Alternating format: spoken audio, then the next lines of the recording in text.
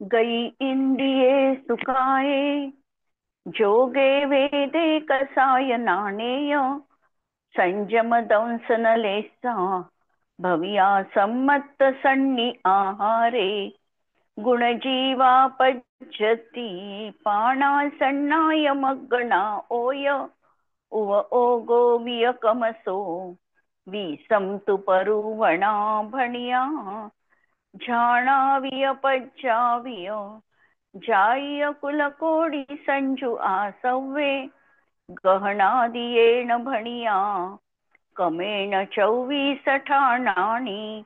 अंतिम शासन नायक 1008 भगवान महावीर स्वामी की जय. द्वादशांग श्रुत देवी की जय. स्वाध्याय कक्ष संपेपर्यंत आपणा सर्वांना चतुर्विध आहाराचा त्याग असणार आहे. 24 स्थान चर्चा आपण बघतो आहे आणि गुणस्थानाचं प्रकरण आमचं सुरू आहे. गुणस्थानामध्ये 7वं गुणस्थान आम्ही बघतो आहे आणि 7वं गुणस्थान आहे अप्रमत्त संयत गुणस्थान. या गुणस्थानामध्ये व्यक्त किंवा अव्यक्त कोणत्याही तऱ्हेचा प्रमाद विद्यमान नाही. जरी कषायांचा उदय आहे, या उदयाचा संज्वलनचा मंद उदय असल्यामुळे त्या ठिकाणी बुद्धिपूर्वक प्रमाद भाव असणार नाही. कषाय विद्यमान राहील, क्रोधमान माया लोभ आहे 7व्या गुणस्थानामध्ये, पण तरी देखील प्रमाद नाही अशा प्रकारची ही भूमिका असणार आहे. आणि या गुणस्थानाचे 2 भाग पडतात. एक स्वस्थान अप्रमत्त आणि दुसरा सातिशय अप्रमत्त. सातिशय अप्रमत्त याचा अर्थ आता तो श्रेणी आरोहण करण्यासाठी उद्युक्त झालेला आहे. त्याचे अधःकरण रूपाचे परिणाम झालेले आहे आणि करण परिणामांबद्दल आपल्याला माहिती असेल. अधःकरण परिणाम याचा अर्थ आहे की नाना जीवांनी एका समयात करण परिणाम सुरुवात केलेली आहे. त्यावेळेला नानाविध जीवांच्या परिणामांमध्ये तरतमता असू शकते आणि भिन्न समयवरती पुढे गेला तरीही त्याच्यामध्ये तरतमता असू शकते. अशा प्रकारचं ज्या परिणामांमध्ये दिसतं, खालच्याचे परिणाम वरच्या सारखे असू शकतात, अशी जी परिणामांची या ठिकाणी जाती आहे याला अधःकरण रूपाचे परिणाम म्हटलेले आहे. जेव्हा अधःकरण, अपूर्वकरण किंवा अनिवृत्तीकरण पुढे येणार आहे हे सांगितले जातात, त्यावेळेला करण परिणामाचा अर्थ तर उत्तरोत्तर विशुद्ध परिणाम एवढाच आहे. एका जीवाच्या जर अपेक्षेने बघितलं तर आम्ही हे म्हणू शकत नाही की हे अधःकरण आहे, अपूर्वकरण आहे, अनिवृत्तीकरण आहे. कारण प्रति समय करण परिणाम मांडल्यापासून जीवाचे उत्तरोत्तर विशुद्ध परिणाम होणार आहे.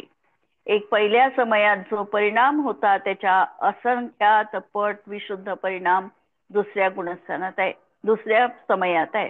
त्याच्यापेक्षा असंख्यात गुणित तिसऱ्या समयात आहे.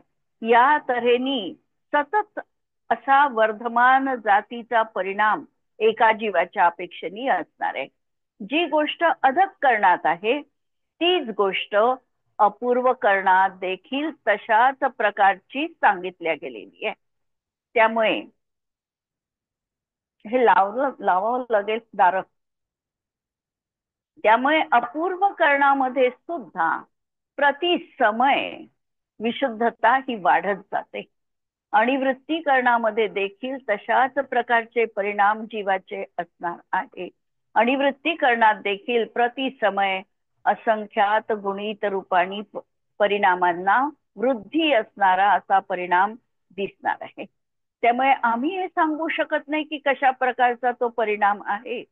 पण जेव्हा अधःकरण, अपूर्वकरण आणि वृत्तीकरण या संज्ञा येतात त्यावेळेला मात्र नाना जीवांच्या परिणामांची तुलना करून हे परिणाम सांगितले जातात. नानाविध जीवांचे परिणाम सांगितले जातात. काही जीवांचे परिणाम खालच्या सारखे वरच्या प्रमाणे असतात. अशा तऱ्हेची समानता जिथे दिसते आणि असमानता जिथे दिसते त्याला अधःकरण रूप परिणाम म्हटलेले आहे. याचं गोमटसार मध्ये डिटेलमध्ये उदाहरण पण त्यांनी दिलेलं आहे. आणि कोणताही परिणाम अधःकरण रूपाचा परिणाम किती काळ राहील तर एक अंतर्मुहूर्त पर्यंत हा परिणाम राहतो. अंतर्मुहूर्तानंतर अपूर्वकरण सुरू होईल आणि अंतर्मुहूर्त त्याचाही काल आहे आणि अनिवृत्तीकरणाचा काळ देखील अंतर्मुहूर्तच आहे.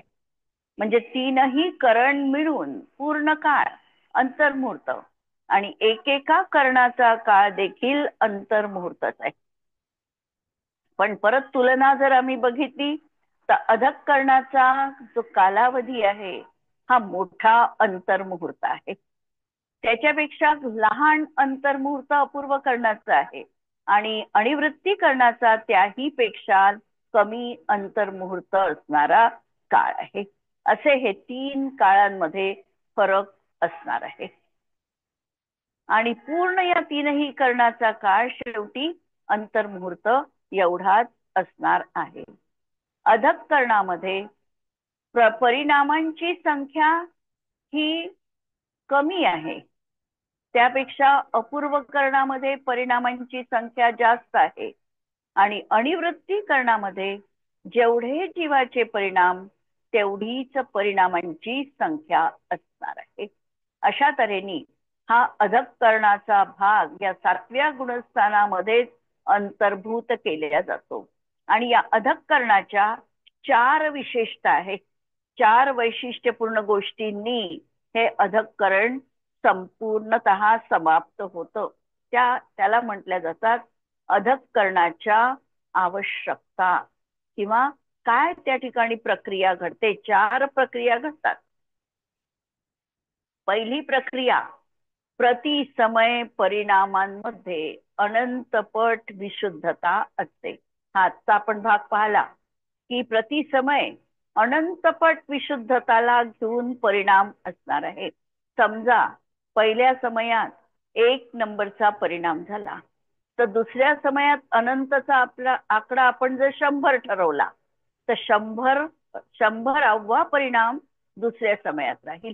तिसऱ्या समयात 100 मल्टिप्लाय करून जो आकडा येईल तो आकडा तिसऱ्या समयात राहील. अशा तऱ्हेने अनंतपट विशुद्धता वाढत जाते. दुसरं, अप्रशस्त प्रकृतींचा अनुभाग बंध अति मंद रूप होतो. 2 प्रकारच्या कर्म प्रकृती आहे. मुळात कर्म प्रकृती एकूण 148 आहे. या 148 कर्म प्रकृतींमध्ये काही प्रकृती ह्या पुण्य प्रकृती आहे आणि काही प्रकृती ह्या पाप प्रकृती आहे. कोणत्या प्रकृती पाप प्रकृती आहे तर एकूण 100 प्रकृती ह्या पाप प्रकृती आहे आणि पुण्य प्रकृती 68 आहे. लक्षात घ्या कॅल्क्युलेशन. पाप प्रकृती किती तर पाप प्रकृती आहे 100 आणि पुण्य प्रकृती किती तर पुण्य प्रकृती आहे 68. आता माझा प्रश्न हा राहणार आहे, पहिल्यांदा तर आम्ही कर्माचे 2 भेद केलेले होते, घाती कर्म आणि अघाती कर्म. यामध्ये पाप प्रकृती रूप असणारं कर्म कोणतं, घाती की अघाती? घाती. घाती कर्म. हो, घाती कर्म. पाप प्रकृती रूप. हो. हा. आणि अघाती कर्मामध्ये दोन्ही राहील, पाप आणि पुण्य प्रकृती. अघाती हा अघाती कर्मामध्ये पाप प्रकृती पण आहे आणि पुण्य प्रकृती पण आहे. शुभायुर नाम गोत्राणी पुण्यम आणि अतोन्यत पापम. हे सूत्र तत्वाचं सूत्र दिलंय. म्हणजे शुभ आयु, शुभ नाम, शुभ गोत्र आणि वेदनीय, 7 वेदनीय अशा आणि नामकर्माच्या काही प्रकृती या पुण्य प्रकृती असणार आहे आणि बाकीच्या प्रकृती ज्या आहे या पाप प्रकृती आहे. म्हणजे मुळामध्ये जर आम्ही भेद पाहला तर घाती कर्माच्या उत्तर प्रकृती एकूण घाती कर्माच्या उत्तर प्रकृती किती आहेत 43. 47. या 47च्या 47 घाती कर्माच्या सगळ्या प्रकृती या पाप प्रकृती आहे. ज्ञानावरणाच्या 5, दर्शनावरणाच्या 9, मोहनीयाच्या 28. 28 आणि अंतराय कर्माच्या 5. 5. अशा या 47ही प्रकृती पाप प्रकृती आहे. यालाच म्हणायचं अप्रशस्त प्रकृती. आणि अघाती कर्मामध्ये जर आम्ही बघितलं तर अघाती कर्मामध्ये देखील काही प्रकृती पुण्यरूप आहे आणि काही प्रकृती पापरूप आहे. जसं तीर्थंकर प्रकृती आहे, उच्च गोत्र आहे, या पुण्य प्रकृती आहे आणि अनेक प्रकृती या पाप प्रकृती आहे, म्हणजे अप्रशस्त आहे. दुसरी विशेषता सांगताना सांगितलं की अप्रशस्त प्रकृतींचा अनुभाग. आता अनुभागासाठी दृष्टांत आगमामध्ये कोणते सांगितलेले आहे? पाप प्रकृतींचा अनुभाग, घाती कर्मातल्या पाप प्रकृतीच्या अनुभागासाठी 4 प्रकारचे दृष्टांत दिलेले आहे. कल्पना आहे? लता, दारू, घाती शैल, कर्म, हा, लता, दारू, अस्थि आणि शैल. शैल. अस्थि सुटलं. लता, हा, दारू, दारू, अस्थि आणि शैल. शैल. हे घाती कर्माच्या पाप प्रकृतीसाठी 4 अनुभागाचे दृष्टांत दिले. लता म्हणजे वेली, जशी वेल मनुष्याला पकडून ठेवते, बांधून ठेवते. दारू म्हणजे, दारूचा अर्थ काय? लाकूड. लाकूड. अस्थि म्हणजे हाड आणि शैल म्हणजे दगड. तर अशा तऱ्हेने हा अनुभाग घाती कर्मांचा अशा प्रकारे एकापेक्षा एक बंधन हे जास्त घट्ट आणि प्रबल असणार आहे. हा झाला घाती कर्माचा अनुभाग. आणि अघाती कर्मामध्ये ज्या पाप प्रकृती आहे त्याचा अनुभाग देताना परत 4 दृष्टांत आचार्यांनी दिले. ते कोणते? 4 दृष्टांत घाती कर्मामधल्या पाप प्रकृतीसाठी निंब, कांजी, विष आणि हलाहल. निंब, कांजी, विष आणि हलाहल. हलाहल म्हणजे जे जिभेवर ठेवल्यानंतर मनुष्याला जिवंत राहण्याची शक्यता नाही, त्याला हलाहल म्हटलं जातं. विष त्याच्यापेक्षा किंचित सौम्य, त्याच्यापेक्षा कांजी सौम्य आणि निंब त्याच्यापेक्षाही सौम्य. अशा तऱ्हेचे 4 दृष्टांत हे पाप प्रकृतीसाठी दिले. आणि पुण्य प्रकृतीसाठी दृष्टांत देताना परत 4 उदाहरणं दिली. ती कोणती? साखर, खडीसाखर. पुण्य प्रकृतीसाठी बरोबर गूळ, आहे. गूळ, साखर, खडीसाखर आणि अमृत. गूळ, साखर, खडीसाखर आणि अमृत अशा तऱ्हेचे 4 दृष्टांत पुण्य प्रकृतीसाठी दिलेले आहे. आता दुसरी विशेषता अधःकरणाची पाहताना सांगितलं अप्रशस्त प्रकृतीचा अनुभाग अतिमंद होतो. म्हणजे अप्रशस्त पाप प्रकृती जी आहे त्याचा अनुभाग आता जो विष हलाहल रूपाचा होता तो न होता निंब कांजी रूप होतो. म्हणजे केवढा फरक पडला की तेवढ्या प्रकारचा तीव्र अनुभाग तो जीव बांधत नाही. विष आणि हलाहल रूपाचा निंब कांजी रूपाचा बांधतो. आणि इकडे घाती कर्मामध्ये देखील शैल अस्थि रूपाचा न होता लता दारू रूपाचा अनुभाग बंधतो करतो. म्हणजे दोन्ही तऱ्हेने त्यांनी अप्रशस्त प्रकृतीचा अनुभाग बंध कमी केलेला आहे. म्हणून पाप प्रकृतीचा अनुभाग, याला म्हणायचं पाप प्रकृतीचा अनुभाग द्विस्थानगत होतो. म्हणजे निंब कांजी रूप होतो, विष हलाहल रूप होत नाही. ही दुसरी विशेषता आहे अधःकरण परिणामांची. आणि तिसरी विशेषता सांगितली की ज्या प्रशस्त प्रकृती आहे या प्रशस्त प्रकृतीचा अनुभाग हा आतापर्यंत मिथ्यात्व अवस्थेमध्ये, मिथ्यात्व चारित्र्यासाठी नाही, मिथ्यात्व अवस्थेत द्विस्थानगत होत होता. हा खडीसाखर अमृत रूपाचा होतच नव्हता, तो आता चतुस्थानगत झाला. म्हणजे आता खडीसाखर आणि अमृत रूपाचा देखील अनुभाग बंध त्याला होतो आहे. अशा तऱ्हेने यामध्ये परिवर्तन झालं. आणि चौथी विशेषता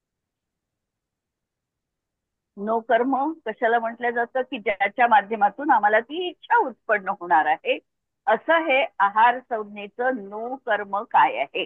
जसं मी एक मध्ये उदाहरण मला वाटते मी सांगितलेलं होतं की निद्रेसाठी नो कर्म कोणतं आहे, हा प्रश्न आहे गोमटसार मध्ये. निद्रेचं नो कर्म कोणतं आहे, तर त्या ठिकाणी सांगितलं की म्हशीचं दूध, दही हे निद्रेसाठी नो कर्म आहे. म्हणजे जी व्यक्ती म्हशीच्या दुधाचं सेवन करते किंवा दही खाते तिला झोप जास्त येते, हे कारण त्या ठिकाणी गोमटसार मध्ये दिलेलं आहे. त्याप्रमाणे आहार संज्ञा आम्हाला उत्पन्न झाली, याचं नो कर्म काय आहे. याचं नो कर्म आहे पदार्थांचं अस्तित्व असणं, पदार्थ डोळ्यांनी दिसणं किंवा पदार्थांचा जो सुगंध आहे हा येणं, किंवा एखाद्या वेळेला एखादा पदार्थ अत्यंत सुंदर रीतीने सजवून ठेवलेला असतो, त्यावेळेला तो पदार्थ पाहिल्यामुळे साहजिकच भुकेची भावना आमच्या जीवनात होते. म्हणजे आहार संज्ञेसाठी हे वेदनीय, म्हणजे हे कारण त्या ठिकाणी म्हटल्या जातं. मला वाटतं मी आज इथे थांबते कारण आवाज खूप आहे आणि परत 15 तारखेपर्यंत आता उद्यापासून आपला क्लास होणार नाही. आणि उद्या दसरा आहे, दसऱ्यांच्या सगळ्यांना खूप खूप शुभेच्छा. तुम्हाला पण शुभेच्छा विजिताई दसऱ्याच्या. हो, थँक्यू. किती म्हणू आपण. हो. त्याद्वादनय षट द्रव्य गुण पर्याय और प्रमाण का, जड़ कर्म चेतन बंध का, अरु कर्म के अवसान का, कह कर स्वरूप यथार्थ जग का, जो किया उपकार है, उसके लिए जिनवाणी मागो, वंदना शत बार है, वंदना शत बार है. नमो अरिहंताणम, नमो सिद्धाणम, नमो आर्यणम, नमो उच्छायाणम, नमो लोये सव्वसाऊणम. सर्वांना जय जिनेंद्र.